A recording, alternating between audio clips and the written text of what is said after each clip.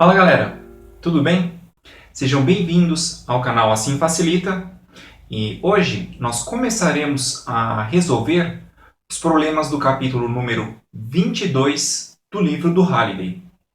Antes de mais nada, eu gostaria de fazer um pedido a todos vocês. Se gostarem do conteúdo desse vídeo, deixem um like, comentários e principalmente se inscrevam no canal. A ajuda de vocês é muito importante devido às novas exigências que o YouTube tem feito a nós, que produzimos conteúdo para vocês. Tudo bem? Sem mais delongas, vamos ao enunciado do problema de hoje. Faça um esboço das linhas de campo elétrico entre duas cascas esféricas condutoras concêntricas e do lado de fora da casca de maior raio. Supondo que existe uma carga positiva uniforme de módulo Q1 na casca de menor raio e uma carga negativa uniforme de módulo Q2 na casca de maior raio. Considere os casos em que o módulo de Q1 é maior que o módulo de Q2, o módulo de Q1 é igual ao módulo de Q2 e o módulo de Q1 é menor que o módulo de Q2. Neste problema, nós teremos que desenhar linhas de campo que existem entre a casca menor e a casca maior. E teremos que desenhar também linhas de campo externas à casca maior, isto é, se elas de fato existirem. E nós teremos que completar esses três desenhos aqui.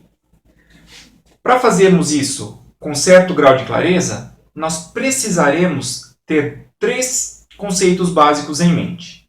Vamos a eles. Neste problema, nós temos uma casca esférica, condutora, que está carregada com cargas elétricas negativas.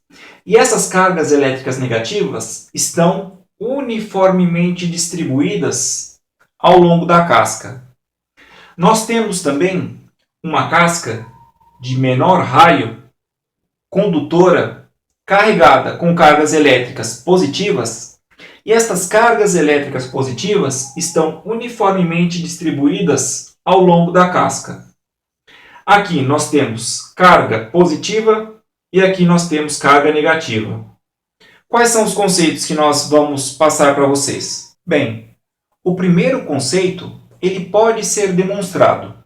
No entanto, não é o objetivo desta resolução.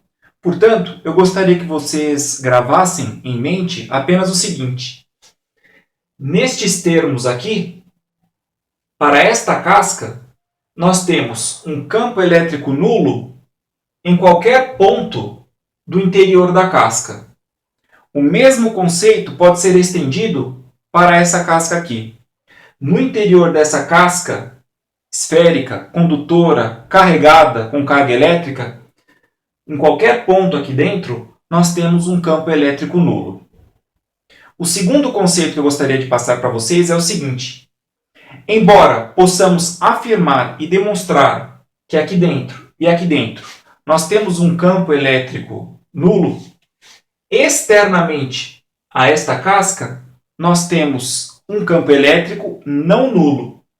E como a carga elétrica nesta casca é negativa, as linhas de campo e o campo elétrico, como nós já estudamos em aulas passadas, é de aproximação. Neste caso aqui, as linhas de campo elétrico e o próprio campo elétrico, o vetor campo elétrico, eles são de afastamento. Eu acredito ser interessante que vocês tenham nas anotações de vocês este primeiro conceito aqui. O vetor campo elétrico é nulo para qualquer ponto interior a uma casca esférica condutora carregada de forma homogênea. Vocês podem dar um pause e anotar esse primeiro conceito. O segundo conceito que eu gostaria que vocês tivessem nas anotações de vocês é o seguinte. O vetor campo elétrico ele é diferente de zero para qualquer ponto exterior a uma casca esférica condutora carregada de forma homogênea. Vocês podem dar um pause se vocês quiserem e anotar esse segundo conceito. O terceiro conceito que eu gostaria de passar para vocês é o seguinte. Nessas condições onde nós temos uma casca esférica condutora carregada com carga elétrica de forma homogênea, nestas condições podemos considerar que toda a carga elétrica da casca está concentrada no centro. Dessa forma, se vocês quiserem dar um pause e anotar este conceito, fica a critério de vocês.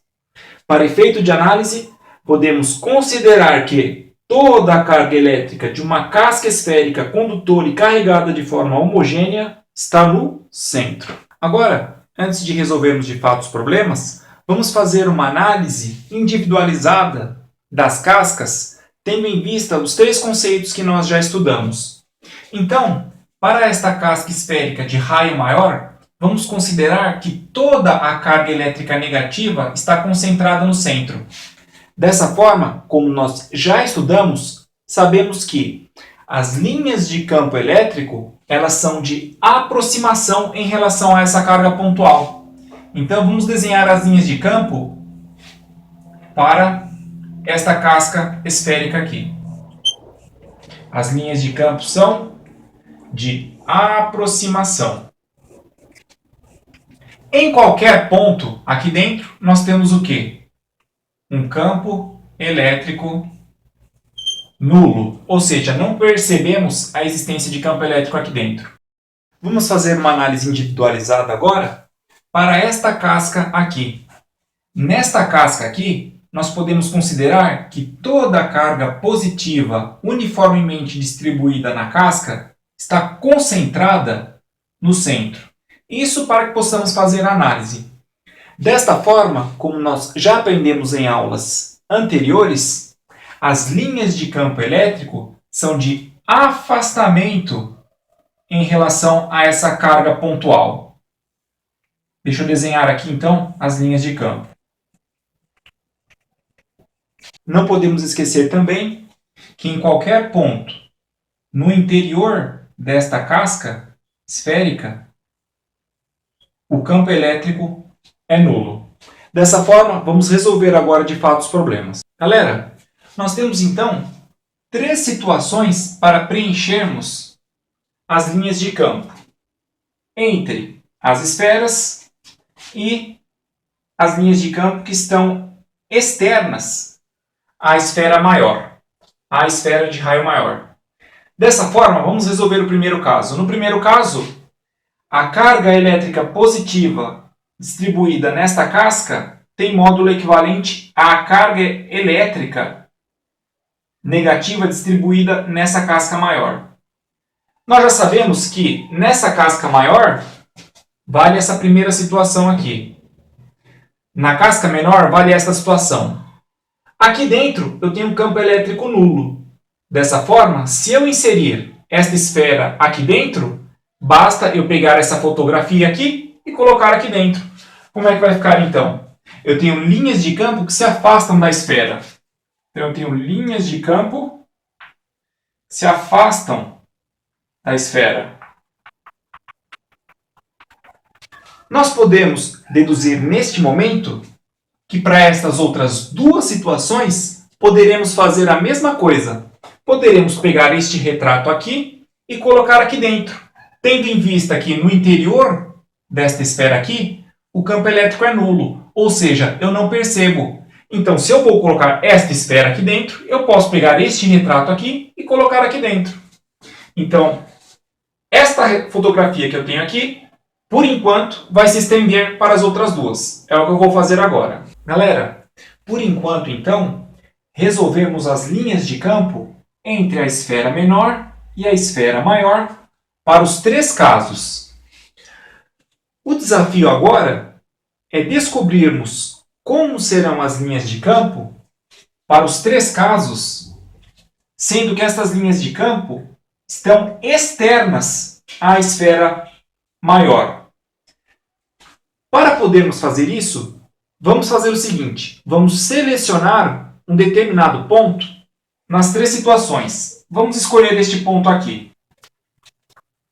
Agora, vamos reproduzir os pontos aqui embaixo para que possamos fazer uma análise. No primeiro caso, vamos prever como serão as linhas de campo externas à esfera maior, e mesmo se de fato elas existem. Ora, a esfera menor possui carga elétrica positiva. Nós vamos considerar que toda esta carga positiva está concentrada no centro. Dessa forma, essa carga elétrica positiva concentrada no centro produz um campo elétrico neste ponto, e este campo elétrico é de afastamento. A carga elétrica negativa vinculada à esfera maior está concentrada no centro também, para efeito de análise.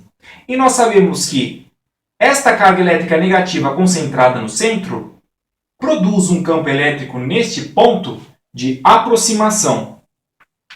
Dessa forma, nós podemos deduzir o seguinte: se os módulos das cargas são iguais, ou seja, se a quantidade de carga positiva aqui no centro é igual à quantidade de carga negativa que eu tenho aqui no centro, os módulos dos campos elétricos serão iguais.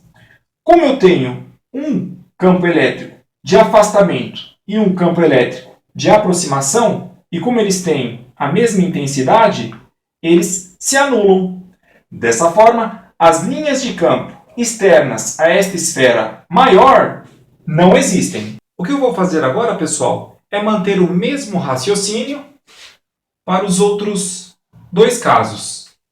Neste segundo caso, eu tenho mais carga positiva do que carga negativa. Logo, o meu vetor de afastamento é maior do que o meu vetor de aproximação. Este vetor menos este vetor me resultará num vetor menor que este aqui, porém de afastamento também. Eu fiz análise para este ponto. Então, neste ponto, eu terei um vetor resultante externo à esfera de afastamento. As linhas de campo seguirão o mesmo desenho deste vetor aqui.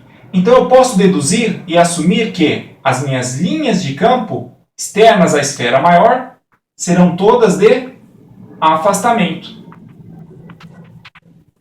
Finalmente, galera, na última situação, nós temos que a carga elétrica negativa, ou seja, a carga elétrica vinculada à esfera maior, tem um módulo maior do que a carga elétrica vinculada à esfera menor. Dessa forma, eu tenho mais carga negativa do que carga positiva. Então, neste ponto aqui, eu tenho um campo elétrico de aproximação maior do que o campo elétrico de afastamento. Este vetor menos este vetor aqui resulta neste vetor aqui, sendo que este vetor tem um comprimento menor que este vetor aqui e ele se encontra neste ponto.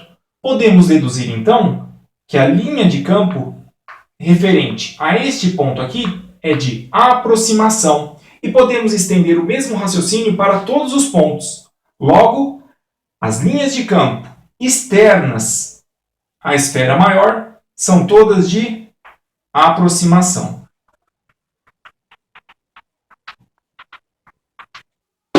Bem, galera, chegamos ao final de mais uma resolução. Eu agradeço muito a atenção e a audiência de vocês. Por favor, galera, ajudem o canal a crescer. Se gostaram, deixem um like, deixem comentários e se inscrevam no canal. Ativem o sininho também, porque estarei postando com frequência as próximas resoluções do capítulo 22. Tudo bem? Um abraço, fiquem com Deus e até a próxima!